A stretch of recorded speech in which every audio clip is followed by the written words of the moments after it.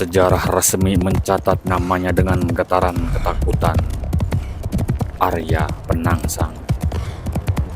Namun, pria yang ususnya terburai di tepi Bengawan Sore ini tidak lahir dengan nama sekaku itu. Nama itu bukan sekedar label, melainkan sebuah kutukan geopolitik yang sengaja disematkan ke punggungnya sejak tangisan pertamanya pecah. Di Jawa, abad ke-16, nama adalah tanda wilayah kekuasaan, sekaligus bukti pengasingan yang halus. Bayi itu lahir di tengah bau minyak kayu jati dan tanah basah cepu. Namanya saat kecil adalah Raden Arya Jipang. Sederhana, menandakan tempat di mana ari-arinya ditanam.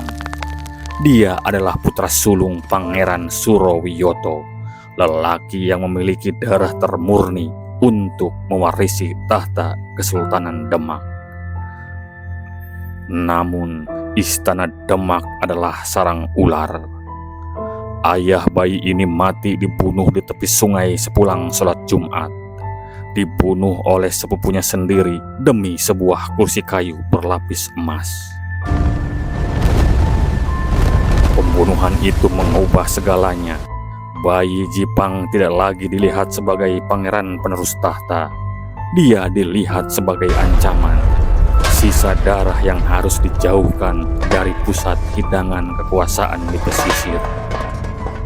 Maka bocah itu dikirim kembali ke pedalaman, ke sebuah wilayah bernama Jipang, daerah yang dikelilingi hutan lebat dan dialiri arus Bengawan Solo yang keruh. Di sanalah kata Penangsang mulai menempel pada namanya, seperti karat pada belasi tua. Orang-orang tua di pedalaman Blora dan Cepu tidak menyebutnya Penangsang. Lidah mereka yang kaku mengejanya sebagai Pengangsang. Ini adalah rahasia yang jarang dibuka di buku sekolah. Dalam dialek Jawa kuno pedalaman, angsang atau pangsang berarti tersangkut. Sesuatu yang mengganjal di tenggorokan, sesuatu yang menolak untuk ditelan, namun tidak bisa dimuntahkan. Nama Arya Penangsang adalah sindiran politis dari penguasa Demak yang baru. Bagi Sultan Trenggana dan terahnya yang menguasai pesisir, eksistensi Arya di Jipang adalah ganjalan. Dia adalah duri dalam daging peradaban Demak. Selama anak laki-laki Surowiyoto ini masih bernapas di Jipang, legitimasi tahta di Demak tidak akan pernah benar-benar bersih. Dia adalah pangeran yang tersangkut di pinggiran, menolak hilang, merawat dendam malam demi malam di atas dipan kayunya. Ada versi lain yang berbisik di ruangan sepi para tetua adat. Penangsang berasal dari kata kepenangsang. Wilayah Jipang saat itu bukan tanah datar yang ramah. Itu adalah daerah berbukit-bukit yang dikepung rawa dan hujan jati purba. Tanah yang seolah-olah menggantung di antara langit dan dasar sungai. Menyebutnya Arya Penangsang berarti menyebutnya sang penguasa tanah yang menggantung. Para penguasa pesisir ingin menegaskan satu hal. Arya adalah orang luar. Jipang adalah tempat pembuangan yang jauh dari pelabuhan internasional Demak yang ramai oleh kapal-kapal asing. Mereka ingin Arya membusuk di pedalaman, menjadi adipati kecil yang dilupakan sejarah, sibuk dengan urusan petani dan penebang pohon. Namun, mereka salah membaca darah. Pengasingan itu justru menempa tulang Arya menjadi seperti baja hitam. Dia tumbuh dengan melihat Jipang bukan sebagai tempat pembuangan, melainkan sebagai benteng. Kata Penangsang yang awalnya bermakna ejekan tentang sesuatu yang bersangkut, bertransformasi menjadi identitas baru yang mengerikan. Dia adalah ganjalan maut yang siap meruntuhkan seluruh silsilah Istana Demak. Dalam psikologi Jawa kuno, nama adalah doa yang bisa berbalik arah.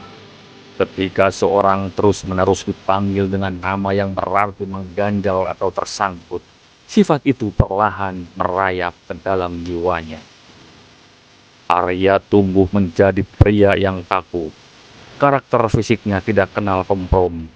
Garis wajahnya keras, rahangnya kokoh seperti tebing batu bengawan. Jika dia menginginkan sesuatu, pikiran itu akan tersangkut di kepalanya.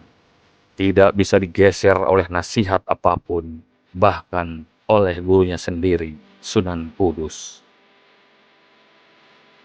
Sifat kepenangsang, keras kepala, inilah yang kelak dibaca dengan sangat teliti oleh musuh-musuhnya di Pajang. Pihak Pajang tahu cara membunuh pria Jipang ini bukan dengan menusuk dada bidangnya yang kebal, melainkan dengan memicu sifat aslinya. Mereka mengirim surat makian, memotong telinga kurirnya, dan membiarkan amarah Arya tersangkut di ubun-ubun. Nama yang disematkan sebagai ejekan di masa kecil, akhirnya menjadi ramalan yang digenapi di sungai. Dia mati karena emosinya tersangkut pada selembar kertas tantangan. Namun, di luar lembaran babat mengenai arti nama mistis tersebut, sejarawan modern melihat sebutan Arya Penangsang sebagai tanda pembagian wilayah administratif murni era Demak untuk mengisolasi Trah Surowiyoto di pedalaman Jipang Panolan. Tradisi lisan menjaganya sebagai simbol kultural tentang bahaya nama yang menjelma menjadi takdir gelap akibat dendam. Batu nisan di Jipang kini telah berlumut. Nama itu tidak lagi diteriakan di medan perang dengan ketakutan. Ia kini hanya menjadi pengingat sunyi bahwa di tanah ini sebuah nama pernah dibuat untuk merendahkan seorang anak manusia.